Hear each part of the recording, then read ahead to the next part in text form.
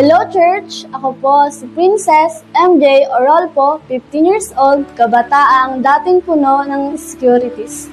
Dati rin po akong addict sa gadget na halos umaabot ng umaga kakaselfon. At dito ko po na-meet yung nanliligaw sa akin. Nang ako ay na-invite sa church ng Parañaque hanggang sa magkaroon ng church dito sa Lipa.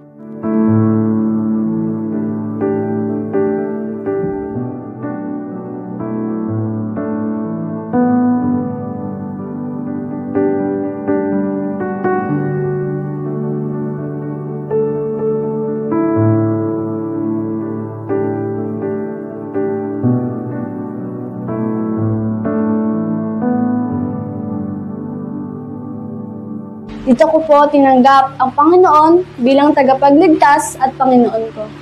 Tinigil ko na po ang lahat ng bagay na di nakakalugod sa Panginoon, gaya ng sobrang paggamit ng mobile phone, pati yung nanliligaw sa akin ay binla ko na rin.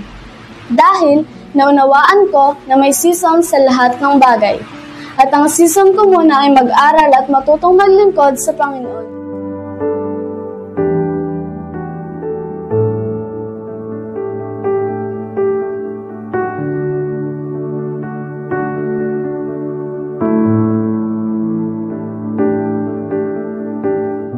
At mga magulang ko sa aming tahanan.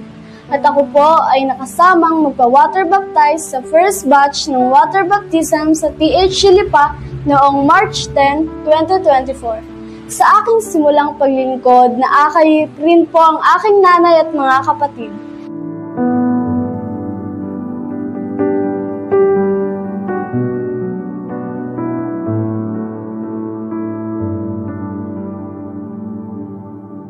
Kahit minsan, kami walang pamasahe at naglalakad para makasamba sa church ay tuloy lang. Ngayon, biniyayaan kami ng tricycle at motor. Dito ko po napatunayan na walang lingkod na kanyang pinabayaan.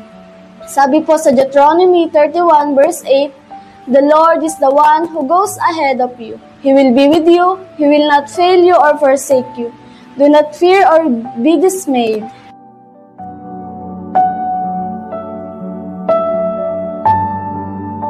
Hello! Ako nga pala si Giselle, ang strong woman of faith ng The House of Christ Lipa. Isang single mom for 11 years. Last year, September 1, 2024, nakasama ako sa second batch water baptism.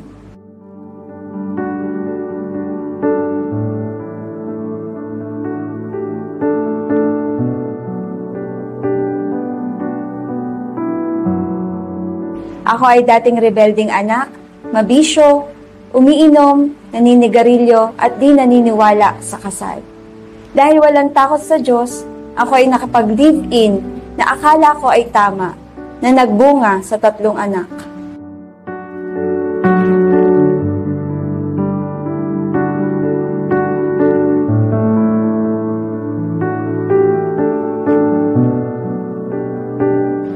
Kinalaunan, nagkahiwalay kami at naiwan sa akin lahat ng aming mga anak. Dahil sa hirap, kinailangan ko magtrabaho at maiwan sila sa iba't ibang kamag-anak. Napagod ako, halos sumuko na at mawalan ng pag-asa. Nanalangin ako, "Lord, tulungan mo ako." Sa panalangin ko, dinala ko ng Diyos sa isang simbahan ng The House of Christ Lipa.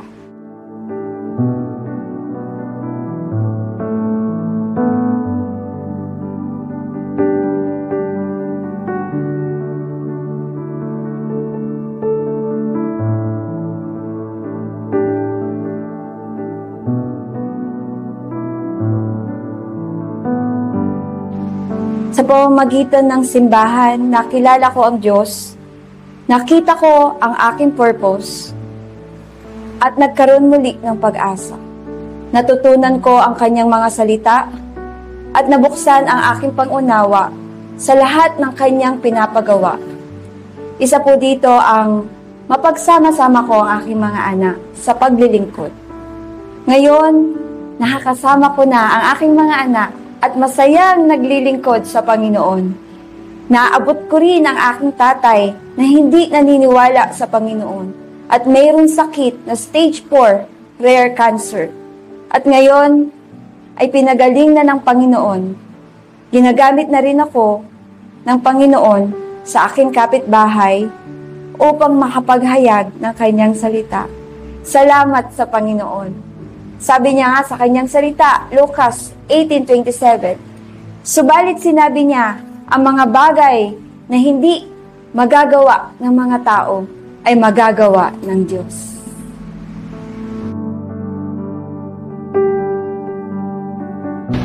Hello po, ako po si Alexis Y. Canama, 27 years old, Tobong Josefina, Zamboanga del Sur. Sa ngayon po ay nakatira ako sa St. Vincent Home Subdivision, Banay-Banay, Lipa City, Batangas. Lumaki po akong pasaway, matigas ang ulo, mataas ang pride, suwail sa magulang. At napasama sa maling barkada. Naranasan ko ang bisyo, pagsusugal, pambababae, at pagsisinungaling. Pero sa awa ng Diyos, dinala niya ako sa church sa tulong ng isa nating kapatid sa simbahan sa pamamagitan ng B-group or Bible study sa kanilang tindahan. Nang makilala ko ang Panginoon, unti-unti niya akong binago.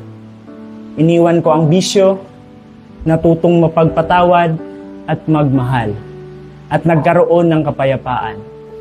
Gumaling din po ako sa sakit kong hyperthyroidism sa awa ng Panginoon. Ngayon, araw-araw na akong nananalangin.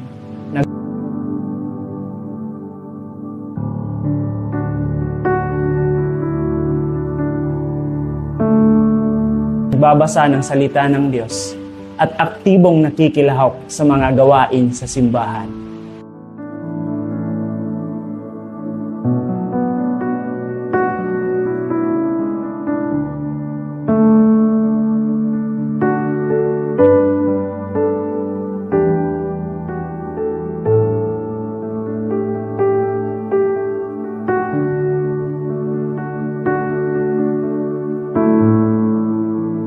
Noong March 23, 2025, ako po ay nagpabautismo bilang tanda ng pagsisisi at pagtanggap kay Kristo bilang aking tagapagligtas. Pangako ko na maglilingkod ako sa Kanya, magbabahagi ng Ebanghelyo at magiging mabuting anak. Sabi po sa Ephesians 6:2-3, honor your father and mother, which is the first commandment with the promise, so that it may go well with you and you may enjoy long life on earth.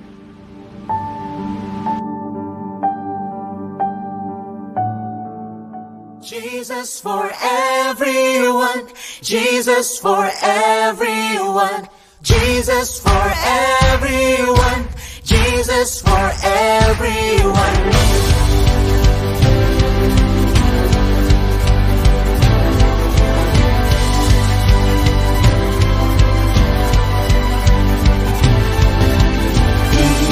Our time to represent your name. Lift up our eyes and be prepared. Humble ourselves and seek your face over our lives to you. This is our time in declaring your name. Strong in the power of your mind.